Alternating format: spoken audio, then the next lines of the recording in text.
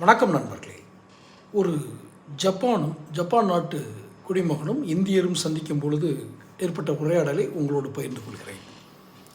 இந்த பதிவுக்குள்ளே போகிறதுக்கு முன்னாடி இது வரைக்கும் சேனல் சப்ஸ்கிரைப் பண்ணாதவங்க சப்ஸ்கிரைப் பண்ணிக்கோங்க, நோட்டிஃபிகேஷன் பில் பதிவு பண்ணுங்கள். அப்போ தான் இது போன்ற பதிவுகள் உங்களுக்கு வந்து சேரும். ஒரு இந்தியர் ஜப்பானில் நீண்ட காலம் வசிக்கிறார்.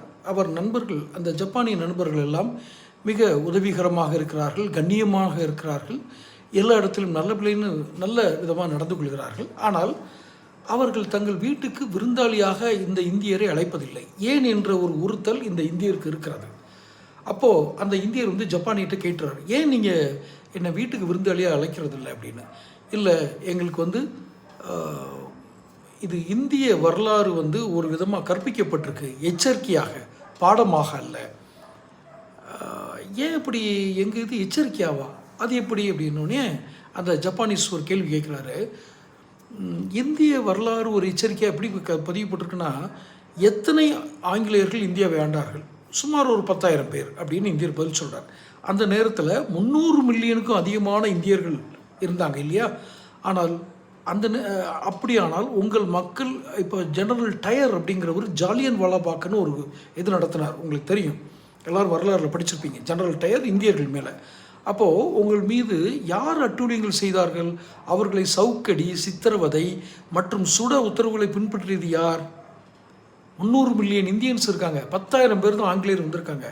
ஆனால் இந்தியர்கள் சவுக்கடி வாங்கினாங்க, சித்திரவதை செய்யப்பட்டாங்க, சிறையில் அடைக்கப்பட்டாங்க. இதெல்லாம் செஞ்சது யார்? உத்தரவிட்டது வேணால் ஆங்கிலேயராக இருக்கலாம், செஞ்சது யார் அப்படின்னு ஒரு கேள்வி கேட்குறார் ஜப்பானியர். இவர் அதை கேட்டுக்கிறார். ஜாலியன் வாலாபாக், அதை சொன்னேன் இல்லையா, ஜாலியன் வாலாபாக்கில் டயர் சுடுறதுக்கு உத்தரவிட்ட போது துப்பாக்கி சூடு நடத்துனது யார்? ஆங்கிலேய வீரர்களா? இந்திய வீரர்கள்.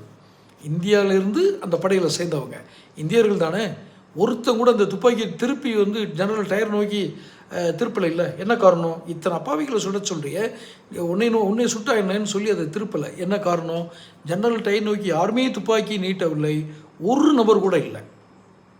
இது உங்கள் அடிமைத்தனம் அப்படின்னு அவர் சொல்கிறார். உடலினால் அல்ல, ரொம்ப முக்கியமான வார்த்தை, ஆன்மாவினால்.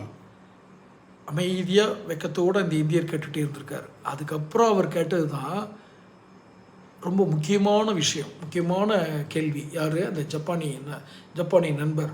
அது என்ன? அடுத்த பதிவில் பாருங்கள். சேனல் சப்ஸ்கிரைப் பண்ணிக்கோங்க, நோட்டிஃபிகேஷன் பில் பதிவு பண்ணுங்கள். அப்போ தான் என்னோடய அடுத்த பதிவு உங்களுக்கு கேட்கும். அந்த ஜப்பானிய நண்பர் கேட்ட மிக முக்கியமான கேள்வி என்ன? அடுத்த பதிவில் பார்ப்போம்.